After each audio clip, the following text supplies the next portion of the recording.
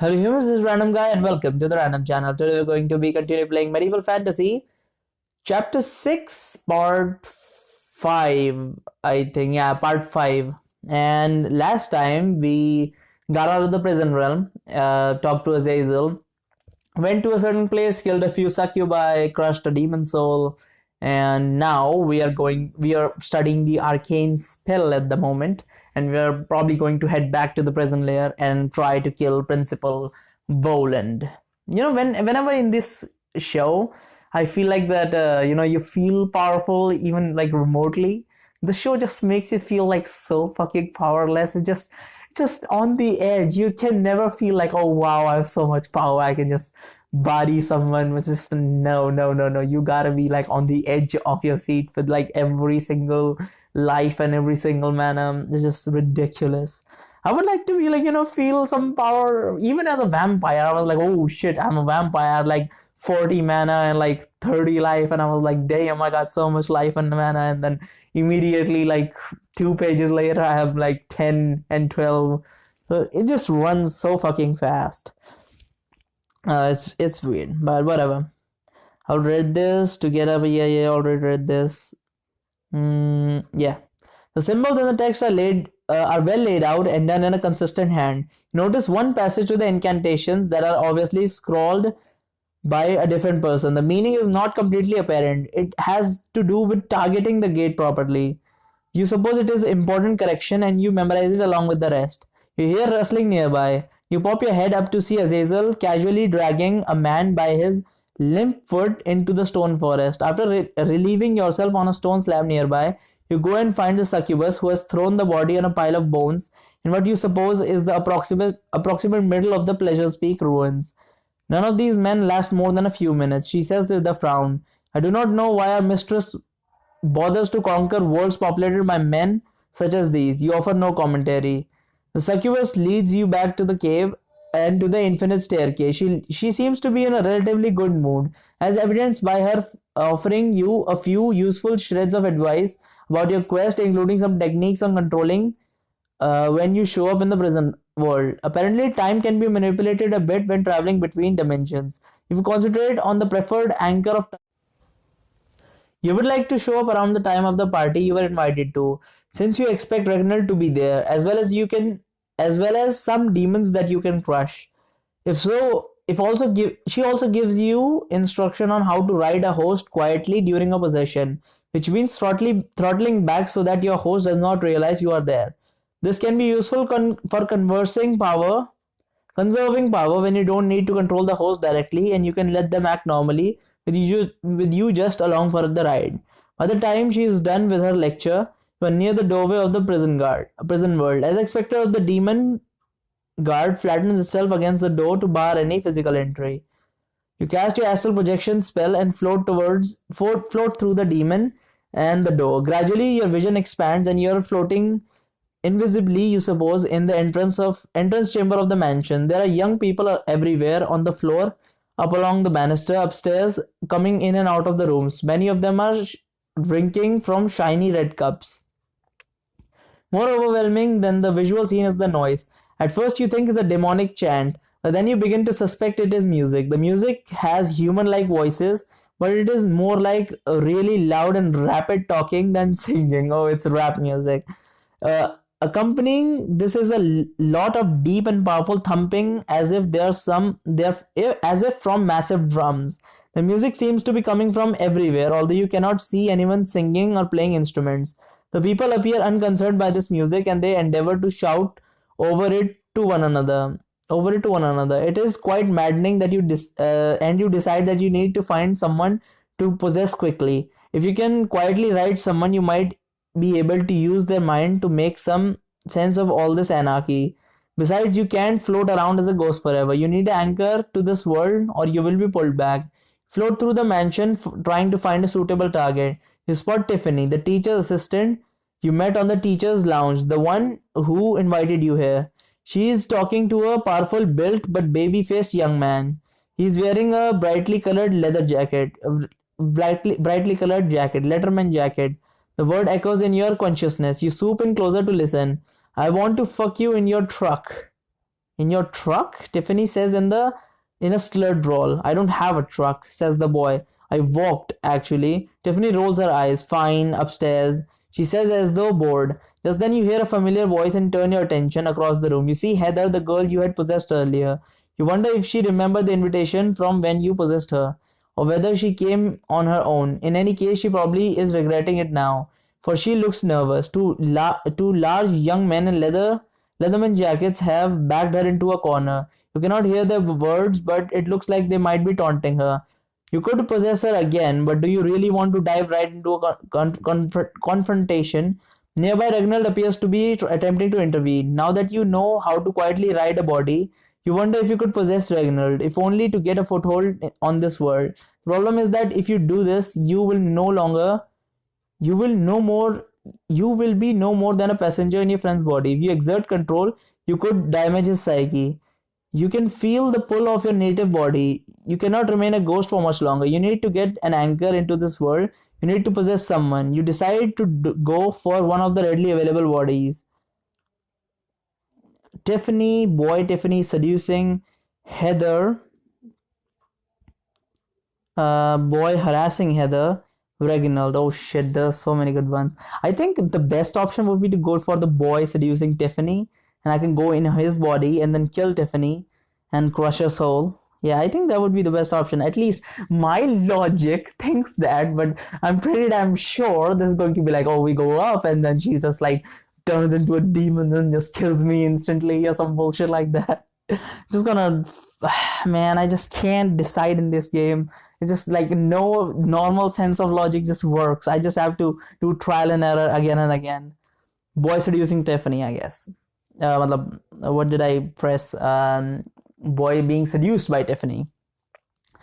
Based on the conversation you overheard between Tiffany and this young man, the boy is definitely not a demon, which will make him at least easier to possess. You concentrate on the boy and fly down into him. All your senses are gone as you enter. You are careful to merge with the body relatively slowly, while holding back your consciousness as Azazel had taught you and riding lightly. You are pleased to note that the boy's mind seemed to be impaired, perhaps by alcohol or some other drug. This makes possessing him even easier than you had anticipated. Your cost in mana is negligible. The girls here are crazy, thinks Brett. Brett has just transferred to this school. After a drunk driving accident, he had been happy to leave, happy to get a fresh start. But this place was proving to be unpredictable. As far Brett means, the Brett is probably the guy who's like we are possessing. So far, Brett does not seem to have detected you. Meanwhile, you have full access to Brett's thoughts and even memories as he is having them.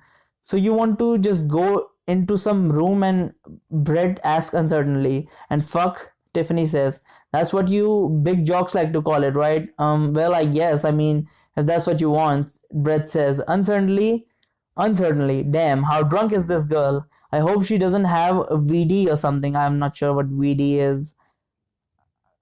Vaginal disease. I don't know. He could have just said STD or something. What the fuck is VD or something, he thinks. You wonder if you could exert control over Brett at this point. If he goes off somewhere with Tiffany, whom you guess is a demon, you will be leaving Reginald behind. On the other hand, exerting control will take mana. Reginald has managed this long, so maybe there is no need to rush to his defense just yet. No need to rush things.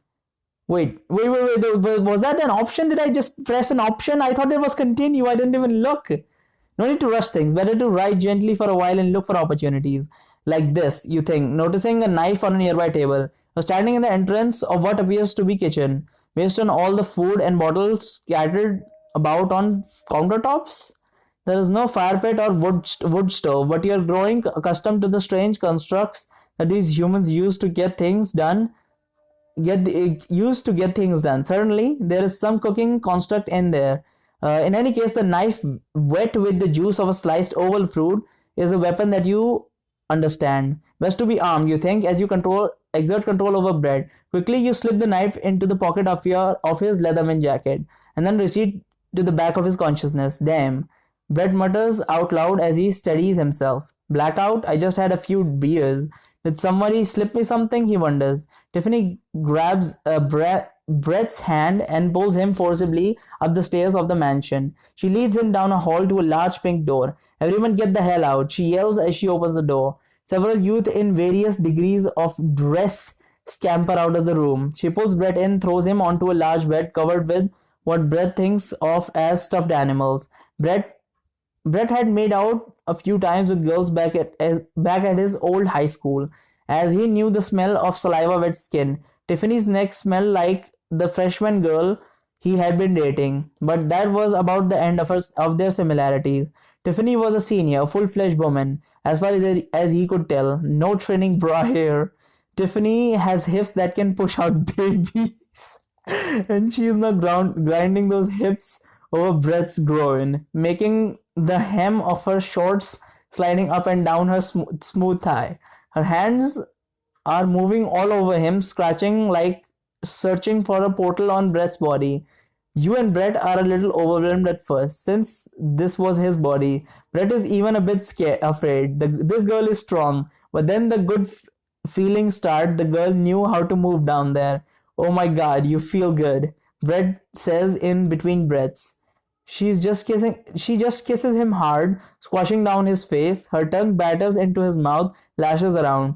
He can feel the soft scrape of her taste buds against his own. She lets go of Brett's mouth, sits up to straddle him, and start sliding over him faster and harder. She's soft down there, except something he feels a hard part. What? She's soft down there, except sometimes he feels a harder part when she thrusts. And that hard part must be the cervix? Is he going that deep? What is that, a bone? Should I touch it down there? Would she like it? Brett wonders. You think to yourself that now would likely be a good time to crush the soul of this demon. After all, you currently enjoy privacy, something you may not keep for long while a party is raging outside. On the other hand, crushing a soul in a house of people is risky. Even if you succeed, you will have a dead body to hide. Besides, what if Tiffany isn't a demon after all? What if Brett is just having a nice time with a young lady? Murdering for power is still murder. Crush her soul. Fuck it, let's crush her soul. Oh, we're gonna have so much fun. I'm sure she's a demon. She could not be as well. I'm not too sure, but you know what? Let's crush her soul. Yes, you can't hope for much better opportunity than this. You will need the power to rescue Reginald from this prison. With a strong effort, you seize control of Brett's body, pushing his consciousness to the background. Look at Tiffany's face. She's watching you with cold eyes. Although you will still enjoy the element of surprise with her, you would prefer a better position to use your stolen knife. In your native land, you are not much older than this boy. And you're... Really? Our character is that young? I thought he was like at least 30 or something. Than this boy. And your life as a studious wizard has not afforded you much experience with lovemaking. However, you have at least observed a sexual position that should work for your purposes. Not far from Ring City, the sheep herders of the Gallus region favor a position that they call "as our sheep do, so do we." Oh, that is so good. That is so good. He's basically talking about doggy style, but like that, the way he puts it is fucking hilarious. As our sheep do, so do we. Though they consolidated this phrase centuries ago to a single word. Luste menace. Wait, hold on. Is it a secret word or something? Lust men ass? I don't know. You could attempt to maneuver her into this lustomenace position, perhaps gain a greater advantage. On the other hand, you could allow her to continue as she is. She does seem to know what she is doing. You clearly don't. Breaking the mood may jeopardize your chances, or worse, she may catch on to who is really now in control of Brett's body. I think trying to maneuver her would be a problem because Brett was acting like submissive. So if he certainly tries to take control, and she's a demon, she wouldn't like that. So oh boy, here goes a wrong decision again. Attack now. Yeah, life decreases 4, but I think that's still pretty good. I mean, if it was like life decreases 7, then I would be like, okay, that's a bad decision. You reach into your jacket, pull out the kitchen knife. Although you catch her by surprise, this demon has very fast reflexes. The moment she sees the knife slicing the air towards her throat, she dodges away and you cut deep into her chest over the collarbone. She snarls in pain and surprise. With one hand, she punches down into your face and claws your neck while going for your knife hand. She grabs your wrist, but your hand is slick with her blood, so she loses her grip as you struggle. She bites down into your neck. With her throat right there, you stab her neck, plunging the knife up to the hilt. The next few seconds are a blur of gore and pain as you fight off the demon that is fighting for her life. When you finally have her down, you straddle her, stab her into her heart. You cast your harvesting spell as her dark soul passes on to her and onto its next horrible destination. Okay, so mana increases 14, life increases 1. So I lost 3 life in this endeavor and lost 2 morale. I can still crush 6 demon souls before my morale goes to shit. I have lots of mana, so I could probably man, the mana, I feel like it's just going to go away like in an instant. Like as soon as I start firing off spells, the mana is just going to be like demolished. But it still feels good to have so much mana. The last time I had this much mana was when I became a vampire. You feel the rush of power as you crush the soul of the demon. And yes, having sipped from the dark soul as it sipped into the next world, you have confirmed that it was indeed a demon. Some consolation to your consciousness. Now the dark-haired beauty is nothing more than a glassy-eyed, half-nude corpse on the floor, wreathed in blood. What do you do now? She's slim, so you think you can hide her under the bed pretty easily. You grab her by the hands and begin sliding her across the floor when you have another thought, a grisly one. You now have a corpse that you can possess. You could walk Brett out of the house and return in spirit form to possess the corpse. Although there is no soul in the body to displace, the possession should not require much mana. The downside is that you will be a flesh-starved zombie. Still, such complete control of a body would afford you a great deal of strength, and holding onto the body is no problem, as long as you feed. Oh boy. I think the physical strength would be great. Like, I would be a zombie, but I could just eat other demons. I could attack them. So I think possessing the corpse would be a better idea. Become a zombie. You didn't think being a zombie would be like this, did you? What does that mean? Oh, like this. This is yeah. Of course. Sure, why stop at demon sex when you can also become a zombie for a while? After all, you are in hell, so why not engage in a few depravities while you're here? First, you slide the corpse under the bed. You then walk out of the room with the pink door, down the stairs of the mansion, and out of the front door. From here, you hope that Brett will be safe, or at least away from the scene of the crime. You then disassociate your soul from him and float up the stairs in spirit form back into the bedroom. Possessing the corpse is indeed easy. Unfortunately, however, as soon as you crawl out from under the bed, you feel the most intense hunger of your life. You are shaking so bad from your need to feed that you're barely able to dress yourself in the strange lacy undergarments this girl wore. Clumsily, you smooth out your skirt. Then, to your horror, you hear the voice of Brett. "She's in here," comes the voice from outside the bedroom. "Dude, that's Tiffany room. Don't go in there," comes another voice. "I must hide." As soon as you spin around, there's a small door nearby that you open. Inside is a tiny room full of hanging clothing. With your unnatural strength, you slam the door so hard that a hinge comes out, and the door is now partway off its frame. A second later, the pink door to the bedroom opens, and in barges Brett. I don't know what happened, but it was bad," he says. Another large kid with a Letterman jacket comes in behind him. "Damn, what happened in here?" He looks around the room at the stuffed animal and the furniture thrown all about. He looks over at the door door you are behind, not you're behind. But evidently he can't see you looking out from the darkness. A fucking tornado came through here. "I think she might be hurt. I don't know," sputters Brett, stalking around the room scanning the floor. "Holy," says Brett, his voice trembling. "Is that blood?" The other one closes the door and follows behind Brett. Seeing the backs of the two of them fills you with a longing that you can barely contain. All that juicy flesh, you think. "Oh gosh, just a taste, otherwise I will die." What do you think? What do you do? It's just the two of them and their backs are facing you. They're not demons though, so my morale would drop a whole lot. And I don't know if I can kill both of them. Let's stay hidden. Yeah, life decreases too. "Should we call the police?" asks one young man. "Dude, have you ever seen a cop in this town?" Says Brett. No, there is no time. If Tiffany is alive, she's not doing too good. He points at the blood.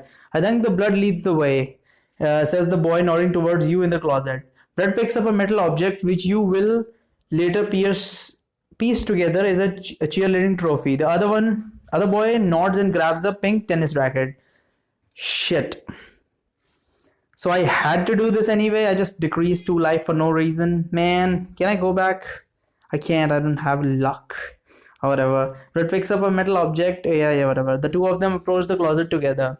Knowing that this is going to end badly anyway, you allow your hunger for human flesh to take over. You burst out the closet and grab the boy by the collar of his jacket and pull him into you. You bite onto his neck as you rip his throat with your manicured nails. The nails break, but not before he is bleeding out a river of blood.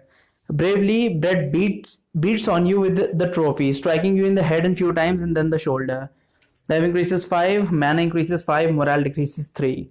You fling your arms around the boy in a hug, squeeze. You feel his ribs break under your incredible strength. He can't shout, indeed. He can't even breathe. You throw him onto the ground and feast. As you understand it, though zombies hunger for flesh, it is actually the soul of the victim that they feast upon. This is similar to crushing a soul. Although you feel bad about having to do this to two people who perhaps did not deserve it, you tell yourself, my vision just went blur. You tell yourself that they were damned anyways and that you have freed the souls from this prison. Either that or the souls does not escape the prison and they are reborn to be corrupted over and over until the souls are ripe to bolster the ranks of the limitless demon horde. You pray for the former. Still hungry but feeling much better than before, you're able to concentrate on something other than eating. I'm covered in blood. I cannot leave this room like this. You think. You strip off one of the Leatherman jackets, one without too much blood on it, is large on you, so you're able to cover most of your body. Down over your drenched skirt. You take a sheet from the bed, wipe away the blood from your bare legs. You leave the room with the pink toe in search of Reginald. He is no longer where you last saw him. You do a quick sweep of the mansion, desperately searching. Finally, you think you can sense him nearby. You open a door and see a stairway. You creep down and peer into a basement. There is Reginald. His baseball cap is on the ground, his hair is messy, and he's standing next to a girl with a pale makeup. A goth, as you recall. A trio of large red-faced boys, jocks as they call them, in this world surrounds the two of them. Jocks are shoving Reginald while making unwanted advances at the girl. This school has a bullying problem. Words from your earlier time in this world come to you. Who invited you to this party? One of the jocks says. Let's cut this one's dick off and have the other one eat it, says the other. Yes, that never gets old, says the third. Reginald is threatening the trio and doing his best to defend the damsel, but it's obvious that he is outmatched, particularly if any of these boys are demons. You think about what's best to do next. As a zombie, you expect that your fine motor skills may not be good enough to cast spells. Your first thought is to simply do what comes naturally and go down there and eat them. Other option, although somewhat disappointing in your current state of mind, is to tell the three of them to back off without eating anyone. You think you can manage some speaking despite your zombie state. I think I'm just gonna attack. It will decrease my morale, but I still have a lot of morale. Let's just get some life. Oh, life decreases 5. They all look so tasty. Quickly you stagger down the stairs. Tiffany, says one of them and shouts, Tiffany, as you rip into him. Soon you are standing on top of him, ripping at his throat. The other two demons step away. One of them yells, Grindeleth, this is unsanctioned. If you have a dispute, you cut off his sentence as you grab his arm and sink your teeth into it. He screams and bashes your head with his fist. The other one grabs you from behind and pulls you away. Voland will have you flayed for this. It's not Grindeleth, yells the one with the mangled arm. With his other hand, he pulls out an ornamental dagger and plunges it into you. As fierce as anger as you are, some parts of your mind realize that Tiffany's real demonic name must be Grindeleth.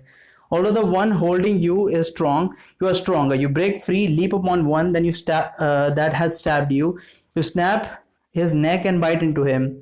It would be nice to feed on this one properly. But you know there is one last foe to dispense. You turn to him. Gods, Grindeleth is gone. Who dare takes her vessel?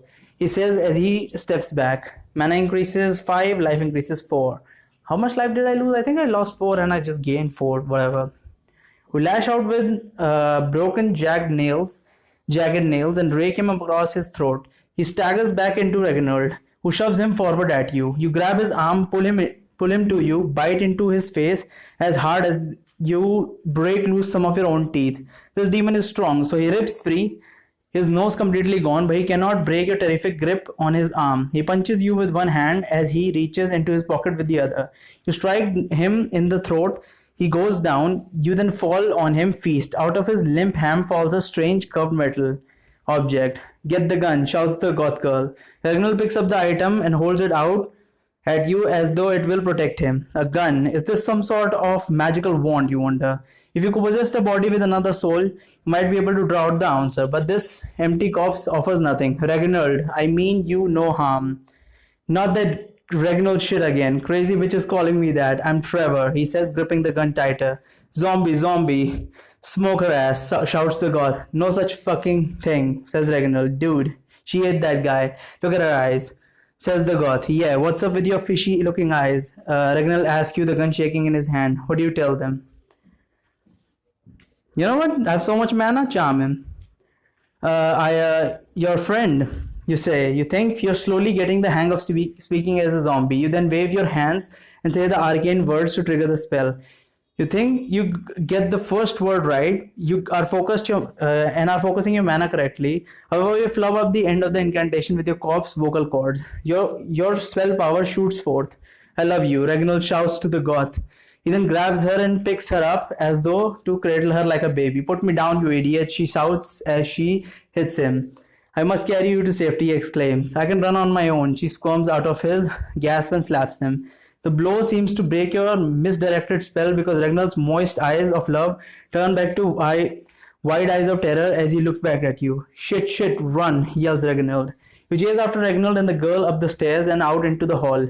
Soon you hear screaming and shouting as you stagger through the house towards the front door. You hear snippets of their shouts. Tiffany, blood, what the hell is wrong with you? Run, run. People scatter away. Drinks are spilled.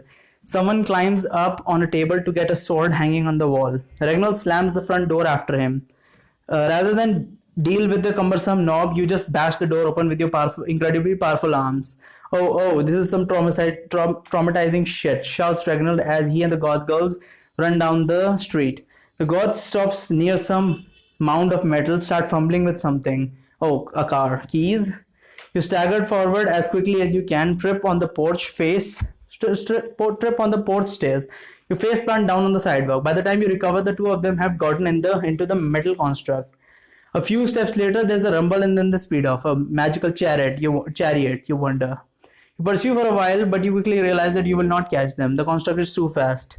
At this point, you weigh your options. You could continue on foot, although you like the idea of finding a magical chariot of your own. You know the last direction they were heading, and you seem to have some sensory ability to track Reginald. The question is, how far does the tracking extend? Another option is to go back to the mansion. Maybe you could possess someone there who knows Reginald and the girl are going. Plus, you wouldn't mind another snack. Finally, you could leave this corpse and pursue the construct in your spirit form. Unfortunately, it takes mana to come and go even from a corpse. My morale is decreasing fast, but I do need more life. You know what? Let's pursue in spirit form. The corpse of Tiffany Nordstrom falls lifelessly to the street as you exit. Once free, you will yourself after the chariot construct. Before you know it, you catch up to the construct and penetrate into the metal shell. Where are we going? Asks Reginald. We don't need to go anywhere. You can get out anytime. No thanks. Not with that zombie running around out there, says Reginald. Not a zombie like the movies. That was a possession, a demon possession, says the girl. Her hands are wrapped tightly around a wheel that appears to be steering mechanism for the chariot. Whatever, says Reginald. Just ripping into people, damn. That one knows about demon possession, you realize. Perhaps Reginald was right that the ones wearing all the makeup and black clothes are witches. You consider possessing her. After all, it will cost you mana to remain as a ghost. However, taking her could be struggle. I do have mana, so let's wait. If she is steering this thing, then oh yeah, I totally forgot about that. She was driving. Fuck. If I would have taken over her mind, man, this would have ended up in a car crash. If she is steering this thing, then possessing her would be dangerous, you think.